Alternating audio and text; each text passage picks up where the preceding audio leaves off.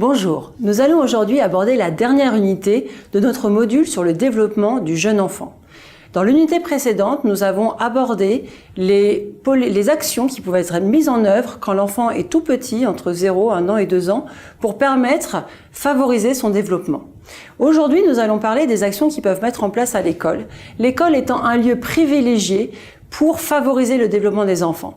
Pourquoi l'école? Parce que depuis une quinzaine d'années, les taux de scolarisation ont énormément augmenté dans la plupart des pays en développement, de manière à ce que nous puissions trouver de manière économe en termes de coûts, les enfants sur un même territoire, sur un même espace, et ainsi favoriser l'action publique auprès des enfants.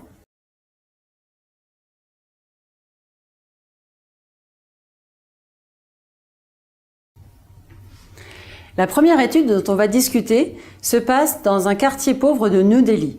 Dans ce quartier, qui a été choisi pour l'étude qui a été menée par Bobonis, 69% des enfants sont anémiés. Et l'anémie est aggravée, ou en tout cas entretenue, par les problèmes de contamination par les vers intestinaux, dont souffrent 30% des enfants de ce même quartier. Ce problème est plus général puisqu'on sait qu'en Afrique et en Asie, l'anémie touche 40% des enfants.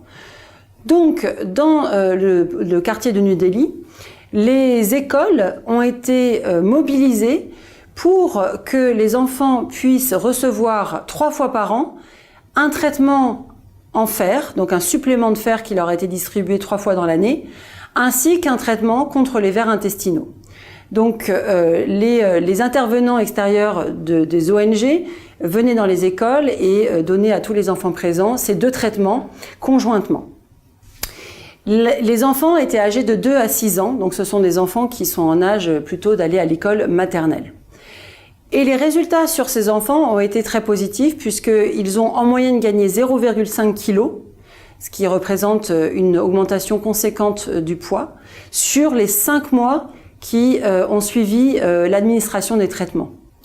Plus intéressant encore, les résultats sur l'absentéisme des enfants qui a baissé de 30% dans le groupe qui n'avait pas les traitements, à 24% dans le groupe qui a reçu les traitements.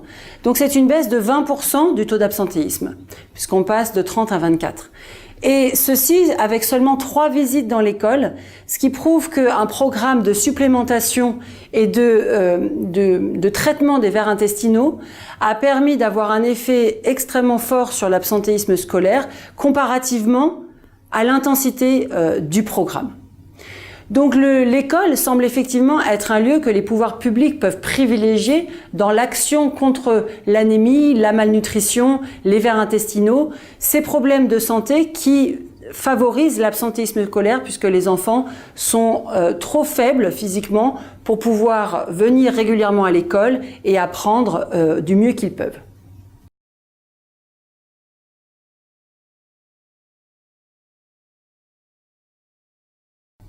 Cependant, la difficulté est de savoir comment mobiliser le personnel scolaire pour mener à bien ces actions de lutte contre l'anémie ou de lutte contre les vers intestinaux ou tout autre problème de nutrition que pourraient subir les enfants.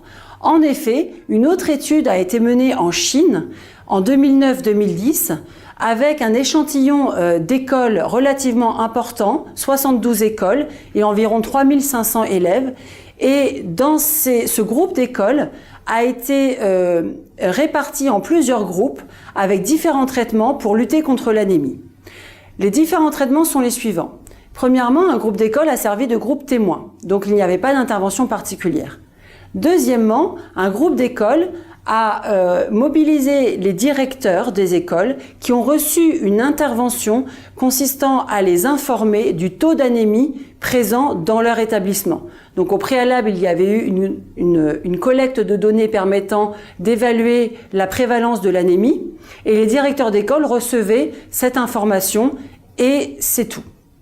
Dans un troisième groupe, les directeurs d'école recevaient l'information concernant la prévalence de l'anémie dans l'établissement et ils recevaient également une subvention qui était une subvention inconditionnelle, un taux par enfant qui était de 22 centimes de dollars par enfant, ce qui représentait un petit budget qui était pouvait être alloué, puisqu'il n'y avait pas de conditions, mais qui était pensé pour pouvoir investir dans des actions de prévention de l'anémie.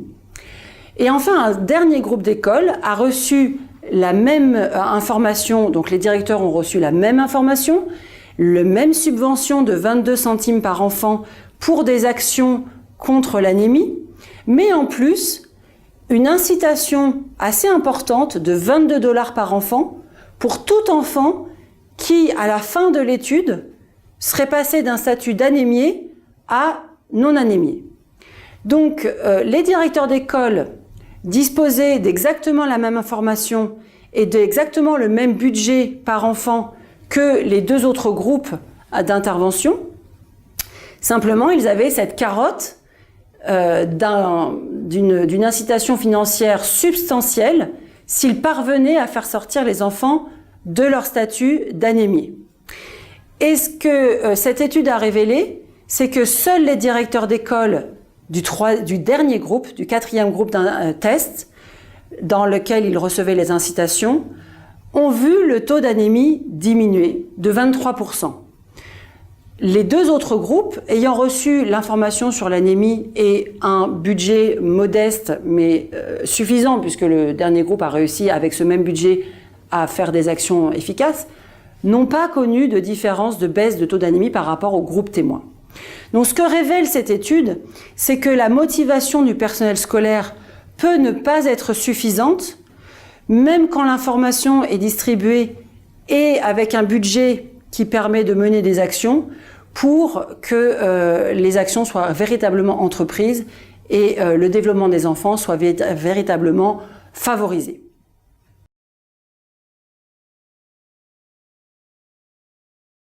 La première chose que nous ont enseigné les différentes unités de ce module, c'est qu'un nombre important d'actions en faveur du développement des jeunes enfants se révèlent efficaces avec des rendements très élevés quand on compare les coûts des actions et les bénéfices de long terme de ces actions pour développer les capacités cognitives et socio-émotionnelles des enfants.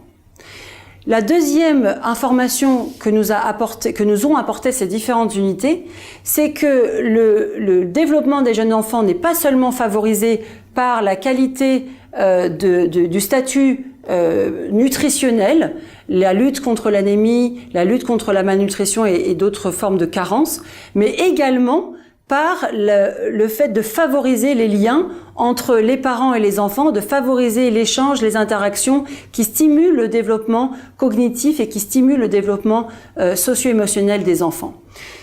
Et pour conclure, il faut que donc les pouvoirs publics se saisissent de ces résultats pour investir dans des actions, qu'elles soient auprès des familles ou au sein des écoles, qui permettent de mobiliser les acteurs à moindre coût sur ces programmes qui permettent d'avoir des impacts de très long terme sur le développement cognitif et non cognitif.